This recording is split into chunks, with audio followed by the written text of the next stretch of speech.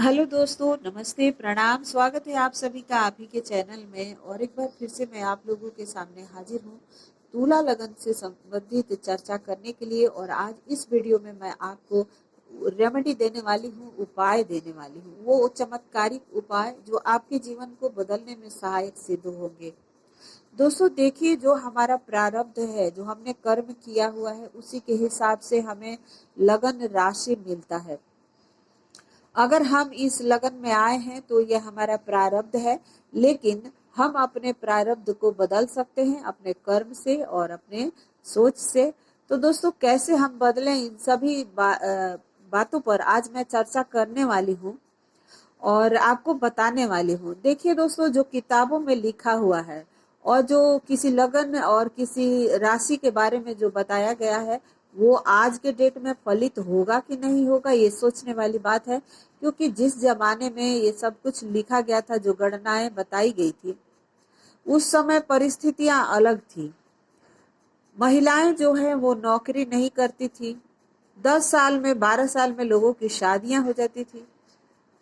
एक इंसान के 10-10, 15-15 बच्चे होते थे। आज के डेट में महिलाएं नौकरी करने लगी हैं। आज के डेट में एक और दो से ज्यादा कोई बच्चा नहीं करता। आज के डेट में हमारी जो शादियां होती हैं आधे उम्र में हो रही है, 30-32 में लोग शादी कर रहे हैं। तो आप कैसे कह सकते हैं कि पहले जो गणनाएं बताई गई है आज के डेट में वैसा ही घटित होगा? और पहले लोग एक ही परिवार में 10-10, 20-20 लोग एक साथ रहते थे। आज 2 और 3 लोगों को छोड़ के कोई रहता नहीं है। तो ये गणनाएं आज हम देखेंगे तो उसको बिल्कुल डिफरेंट तरीके से हमें देखना पड़ेगा। और पहले जो ऋषि मुनियों ने बताया है, उसके कहने का उनका जो तरीका था, उसमें भी आज आप बदल कर देख सकते हैं, उसमें परिवर्तन है। पहले जमाने में दोस्तों, जब महिलाओं के बच्चे होते थे तो बहुत सारी महिलाएं मृत्यु को प्राप्त हो जाती थी, क्योंकि उस समय उतना ये विज्ञान सक्षम नहीं था। उनको इतना परेशानी होता था कि कभी उनका यूट्रस अंदर रह गया तो कभी हॉस्पिटल जाते समय रास्ते में दम तोड़ देती थी। मेरा अनुभव है कि मैं अपने गांव में बहुत सारी महिलाओं को देखती थी कि वो हॉस्पिटल पहुंच नहीं पाती थी, रास्ते में ही वो मर जाती थी। लेकिन आज देखिए, विज्ञान इतना सक्षम है कि लेडीज 5 दिन पहले ही हॉस्पिटल में पहुंच जाती हैं और डॉक्टर पूरी तरह से एकदम सुरक्षित बच्चा डिलीवरी करा देता है। तो चीजें कितना कुछ बदल गया है दोस्तों, तो इतना घबराने वाली कोई बात नहीं है। अब दोस्तों देखिए, आपके जो लग्नेश हैं वो 2 भावों के मालिक हैं, लेकिन आपको वो पीड़ा क्यों देंगे? आपका 2 घर है तो आप एक घर को जाके उजाड़ थोड़ी ना देते हो। आप उसको भी संभाल कर रखते हो, आप उसका भी केयर उसी तरह से करते हो, बशर्ते कि यहाँ ये ग्रह पीड़ित ना हो, ये भाव पीड़ित ना हो। अष्टमेश सप्तमेश जो मार्केश होता है दोस्तों, मंगल, वो मैं देख रही हूँ, मेरा निजी अनुभव है कि मंगल इस भाव में कोई भी दिक्कत नहीं देते हैं इस लगन में। और मंगल से आप बहुत अच्छा रिजल्ट लेते हो अगर मंगल पीड़ित ना हो तो। किसी भी ग्रह का दोस्तों जब दशा अंतरदशा चलता है तो अपने बल के हिसाब से और अपने भावों के हिसाब से वो फल देता है। जब शुक्र का महादशा शुरू होता है तो आप पहले देखते हैं कि वो तुला लगन का फल देते हैं। क्यों? क्योंकि ये इनका मूल त्रिकोण राशि है। तो कोई भी ग्रह जब फल देता है तो अपना अच्छा वाला जो राशि है वो पहले देता है, और जो उसका थोड़ा कमजोर है वो बाद में देता है। तो आप 24 साल का जो शुक्र का महादशा होता है, उसमें आधा तो आपको तुला लगन का ही मिलेगा, आपके लगन का ही फल मिलेगा, यानी कि आपका लगन स्ट्रांग हो जाएगा। उसके बाद आप अष्टम का देखेंगे, वो भी अगर पीड़ित नहीं है तो यहाँ से भी आपको बुरा रिजल्ट नहीं मिलेगा। आप एस्ट्रोलॉजी में जा सकते हैं, आप गूढ़ विद्याओं में जा सकते हैं, रिसर्च में जा सकते हैं, आप अच्छा कर सकते हैं। इसी तरह से अगर मंगल आपके सप्तम से सप्तमेश हैं और अच्छे भाव में बैठे हैं तो आपके लाइफ पार्टनर बहुत मजबूत अवस्था वाला मिलेगा, गवर्नमेंट एम्प्लॉय मिल सकता है, आर्मी डिफेंस में जाने वाला मिल सकता है। आपके सूर्य जो हैं अगर पीड़ित नहीं है और कम बल इनके पास नहीं है, अगर अच्छे हैं, तो आपके पिता के सुख भी मिलेगा आपको। अगर सूर्य यहीं पे बैठे हैं तो आपके पिता गवर्नमेंट एम्प्लॉय होंगे, आपको गवर्नमेंट से लाभ हो सकता है, आपको अपने पिता से सुख मिल सकता है पिता का। अगर चंद्रमा पीड़ित नहीं है तो चंद्रमा भी अच्छा रिजल्ट देंगे, लेकिन हम इनको बुरा इसलिए बोलते हैं क्योंकि 2 दिन में ये अपना भाव चेंज कर देते हैं। और फिर अगर आपका यहाँ पर किसी और ग्रह की मजबूत अवस्था नहीं रहेगी तो आपके कार्य क्षेत्र 2-2 दिन में बदलेंगे, तो वहां आपको सफलता कहाँ मिलेगी। किसी भी चीज में सफल होने के लिए हमें लगातार मेहनत करना होता है। अगर आज आपका मन कर रहा है कि मैं बिजनेस करूं, बिजनेस में सफल नहीं हुए तो कल को लगेगा खेती कर लूं, और खेती में सफल नहीं हुए तो कल को फिर लगेगा कि मैं जॉब कर लूं। तो इस तरह से आप एक संघर्षपूर्ण जीवन ही जिएंगे। आपको मेहनत किसी एक चीज में करना होगा लगातार, ताकि आपको बड़ा सफलता मिले। तो आज की रेमेडी आपको करियर क्षेत्र के लिए यही है दोस्तों, कि आप किसी एक काम को पकड़िए और उसके अंदर मास्टरी हासिल कीजिए, लगातार उस पर मेहनत कीजिए और उसको बदलने की कोशिश मत कीजिए। बुध आपके 12वें भाव के मालिक हैं, लेकिन वो अच्छे हैं तो अच्छा रिजल्ट देंगे। ऐसा नहीं है कि आपको सिर्फ 12वें का ही फल देंगे। और खर्च क्या नहीं हो रहा है दोस्तों, हमारा जीवन, हमारी बाड़ी, हमारा आयु, सब कुछ खर्च होता है।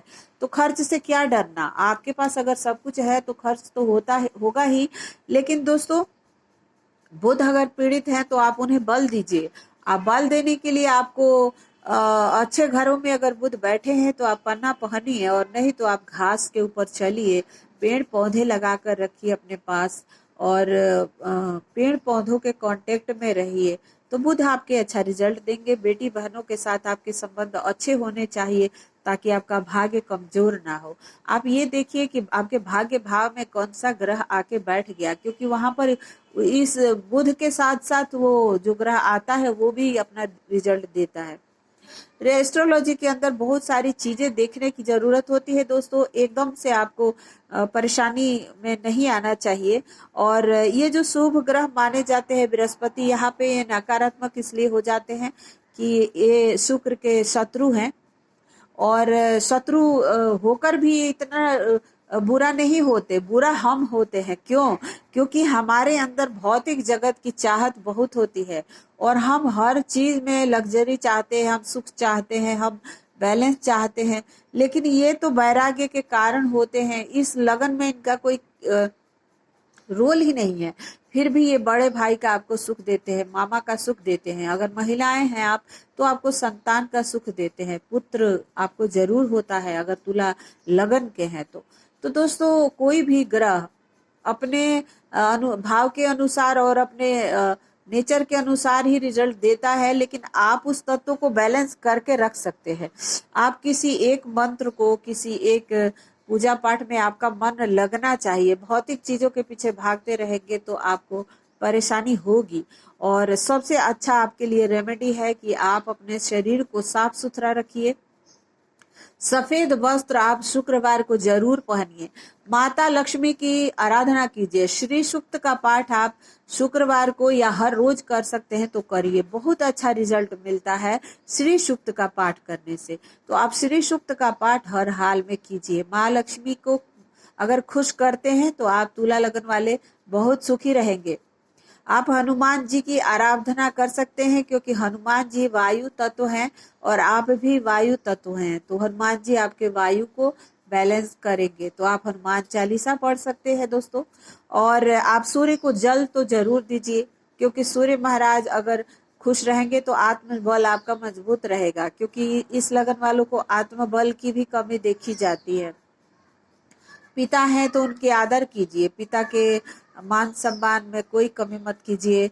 और चंद्रमा को मजबूत कीजिए, माँ की सेवा कीजिए, पानी ज्यादा खर्चा मत कीजिए। और आपके 10 में से चंद्रमा, तो चंद्रमा को आप अगर ठीक रखते हैं तो आपको करियर से संबंधित परेशानी नहीं आएगी। और 10वें भाव पे किस ग्रह की दृष्टि है, युक्ति है, वो देखने वाली बात होती है।